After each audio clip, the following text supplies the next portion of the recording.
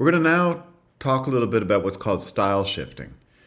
We have talked about style shifting at various times in the class when we've talked about how individuals sometimes adapt aspects of their phonology and phonetics to particular social contexts. One way of thinking about style shifting is in terms of what's called accommodation theory. And Peter Trudgill, whose paper we're going to talk about in just a minute, has this nice summary of accommodation theory here that you can read yourself by pausing. But the basic idea is that we accommodate to the people we are speaking to. We might also distance ourselves from the person we're speaking to if we want to disassociate ourselves from that person or assert our own identity. The paper of Trudgill's that we're going to talk about has to do with identity and singing style. British musicians often adopt some aspects of American pronunciation in their singing. We're going to look at this really insightful study of the phenomenon that Trudgill has, that's available actually by following the link here.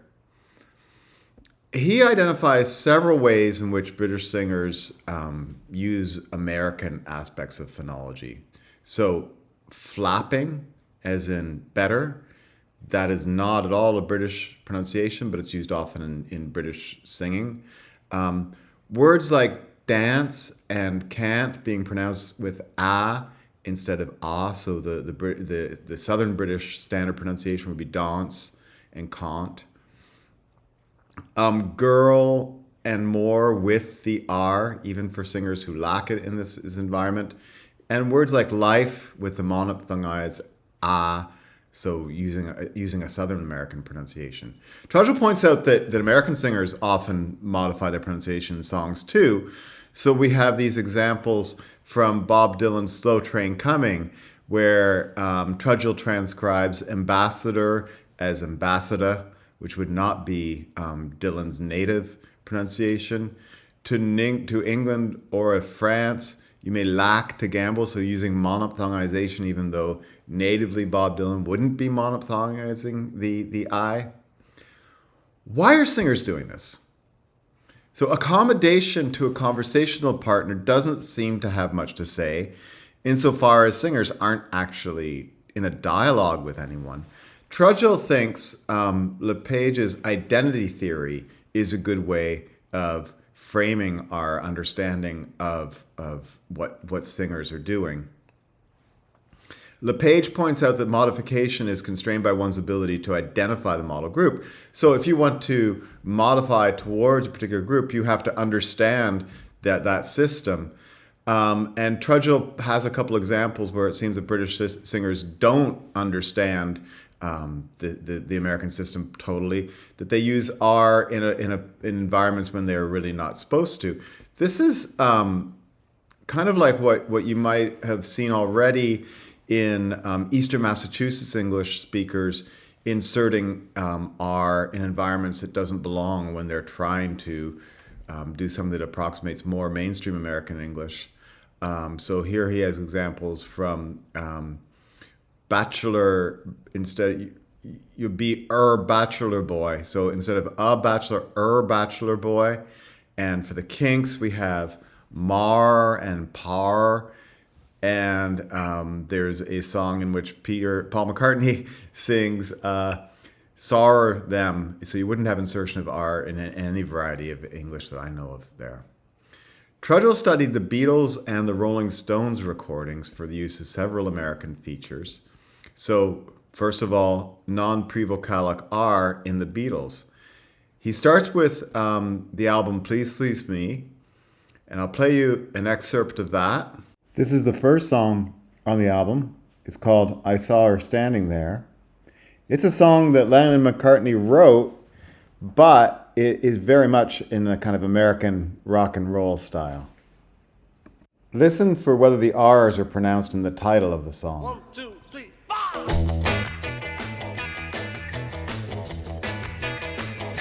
Well, she was just 17, you know what I mean. And the way she looked was way beyond compare.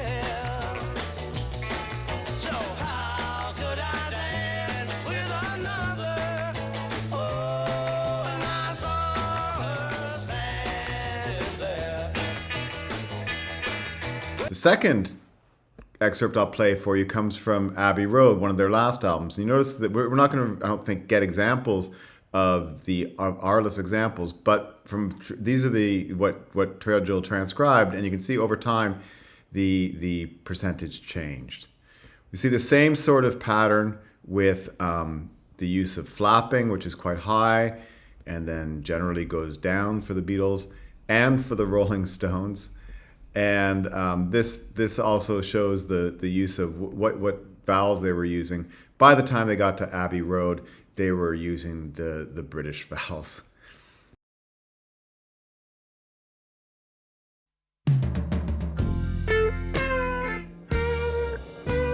Something in the way she moves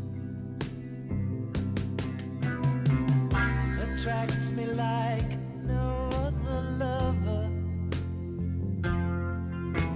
Something in the way she woos me. I don't want to leave her now. You know I believe in how.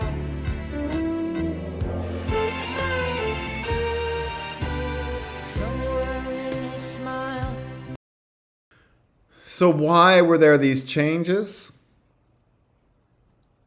Well, one can imagine a few explanations, but one simple empirical fact that probably is related is that in 1963, the Beatles were playing mostly covers of American rock and roll songs, whereas by the end, they were performing all their own songs. They might have also felt in some way more comfortable in with asserting a British identity in their songs. Treadwell also noticed in his work a shift in British music in the 1970s, especially around the emergence of punk rock. So working class London speech is often the model there. So there's the use of what he calls wide diphthongs. So instead of a, I, or ow, so vice, go, things like that. Use of glottal stop realizations in places where it might be socially stigmatized in some varieties of British English, so better. He has a table in which he shows the percentage of use of different features. Again, Mick Jagger always saying ah. The Clash, interestingly, this is a punk rock group that has kind of a mix of American flaps, British aspects, and then also more British vowels than, say, the Rolling Stones. And he has this example from a song I'll play you right after, which points out that they use the ah vowel, so can't get ahead.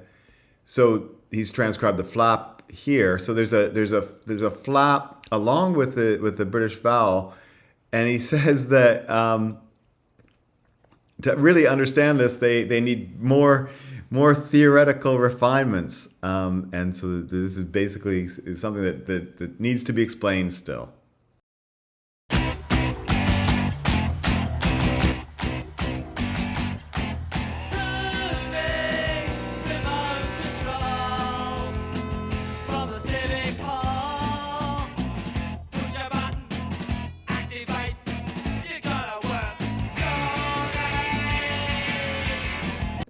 There hasn't been that much work following up on this great paper by Peter Treadwell, but there is one recent study by Flanagan that looks at Alex Turner's non-standard phonological variants. So by non-standard, here we're talking about aspects of his pronunciation that are typical. He's from the north, from Sheffield, and he plays in a band called the Arctic Monkeys.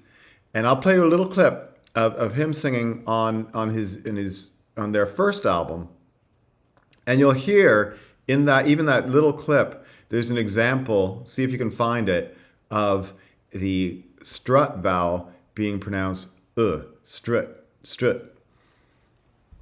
Get on your dancing shoes. There's one thing on your mind. Hoping they're looking for you.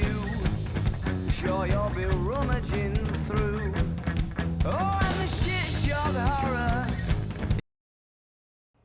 Over time, Alex Turner drops a lot of his kind of hometown pronunciation, and this is perhaps, as they say in the article, because he moved to the United States or became more internationally oriented in one way or another. Another interesting follow-up to Trudgill's work is this undergraduate honors thesis that compares Johnny Rotten and Adele's speech and singing, and you can get that at the link.